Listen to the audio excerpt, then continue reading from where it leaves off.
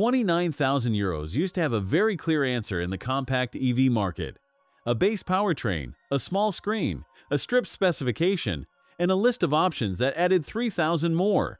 The BYD ATTO 2 Boost, at 29,240 euros, has a panoramic roof, ambient lighting, a rotating 12.8-inch touchscreen, adaptive cruise control, and a heat pump as standard. The Renault 5 Techno is the car most buyers will compare it against. After standing in front of this one at Erfurt, I am finding that comparison increasingly difficult to hold together. The exterior is not trying to win a design competition. At this price and in this segment, the smarter decision is to look considered rather than conspicuous, and the ATTO 2 does that well. The closed-off front, slim LED daytime running lights, 17-inch alloys, and flush door handles follow BYD's ocean aesthetics approach without demanding attention. The rotating touchscreen is genuinely useful, not a party trick.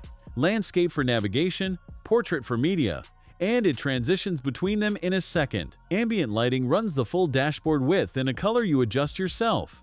The driver's seat heats and adjusts electrically. Steering wheel heating, wireless Apple CarPlay and Android Auto standard. Voice control through Hi, BYD that responds without repeating yourself.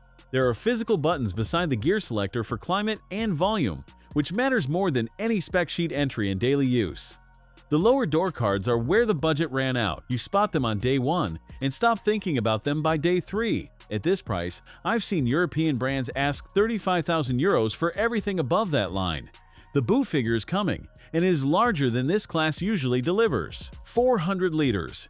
That number belongs to mid-size family cars, not compact city EVs, and you get it in a footprint that fits in spaces the ATTO 3 cannot reach. It folds to 1,340 liters with the rear seats flat, with no step in the load floor, and no awkward rearranging required for a family's actual week.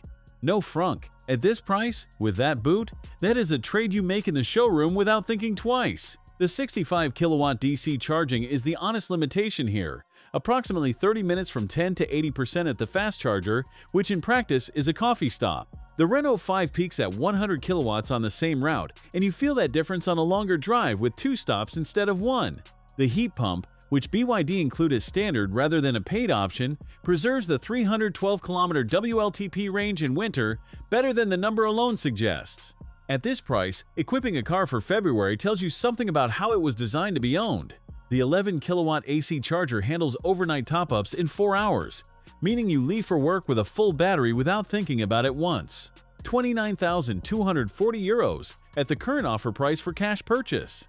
The Renault 5 Techno brings a more charming design, a longer range, and faster DC charging. Real advantages, genuinely not nothing. What it does not bring is more boot space, a higher spec level, or a lower price.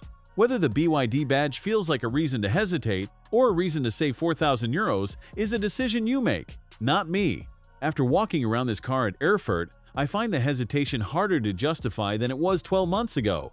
Subscribe, and the next walk around is up. Thanks for watching. If you enjoyed this video, hit that like button and subscribe for more content just like this. Leave a comment below with your thoughts or questions. I read every single one. And don't forget to click the bell icon to get notified about my next upload. See you in the next video.